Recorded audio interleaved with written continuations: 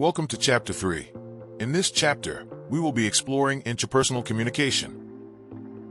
Interpersonal communication helps us understand who we are. It involves our personality, perception, and communication and relational dispositions. These are the main areas we will explore in this chapter. Interpersonal refers to something that exists or occurs within an individual's self or mind. Intrapersonal communication includes communication phenomena that exist within or happen because of our own mind. According to Barker and Wiseman, interpersonal communication exists on a continuum, from internal to external. Richillo suggests that personality and communication traits have biological origins. This leads us to the question, what is interpersonal communication? Self-concept is an individual's belief about themselves, including their attributes and what makes up their self, as defined by Baumeister in 1999. An attribute is a characteristic, feature, or quality that is an inherent part of a person, group, or thing. There are three key aspects of self: self-image, self-worth, and ideal self. Consider, who do you think you are? When self-image, self-worth, and ideal self are not connected, an incongruent self-concept occurs. Each self is independent, causing the individual to be out of balance with how they interact with others in their environment.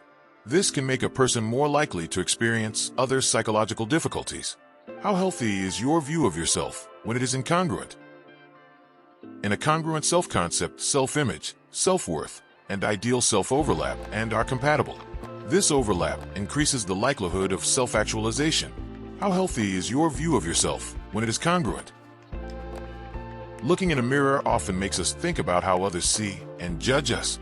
We learn about ourselves by reflecting on our social performance, imagining what others think, and emotionally reacting to those perceived evaluations. These experiences shape our self-image and influence our behavior. It's important to remember that how people see us may not be accurate, and some judgments matter more than others. We use these judgments to understand ourselves better. How do you view what others think about you?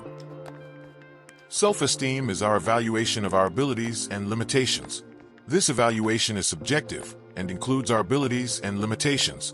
Self-esteem is closely related to communication and mindfulness. Think about how your self-esteem is affected by others. Compassion means being touched by the suffering of others, opening our awareness, and responding with kindness and the desire to help. Self-compassion is being open to our own suffering, wanting to heal ourselves with kindness, and offering non-judgmental understanding to our pain, inadequacies, and failures. This helps us see our experiences as part of the larger human experience. How do you care for yourself? There are three key components of self-compassion: self-kindness, common humanity, and mindfulness. To practice self-compassion, don't feed the vulture, use reality testing, look for alternative explanations, put things into perspective, and use goal-directed thinking. Understanding self-compassion can help improve your well-being. Personality is the combination of traits and qualities that make a person unique, such as behavior, emotional stability, and mental attributes. The debate of nature versus nurture highlights how the context in which we are raised influences our communicative behaviors, which have biological underpinnings. How does your personality impact communication? Temperament is a genetic predisposition that affects how we behave, react, or think. Who you are can impact communication. Temperament is biologically determined, and its characteristics are observed early in childhood, even in animals. Personality, on the other hand, is shaped by the social environment and experiences later in development, and is strictly human. Temperament stands for stylistic aspects of behavior, while personality is about the content aspect. Temperament has an integrative function in human behavior, which is not characteristic of personality.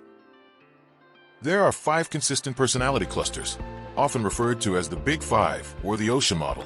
These are surgency or openness, agreeableness or conscientiousness, dependability or extroversion, emotional stability or agreeableness, and culture or neuroticism.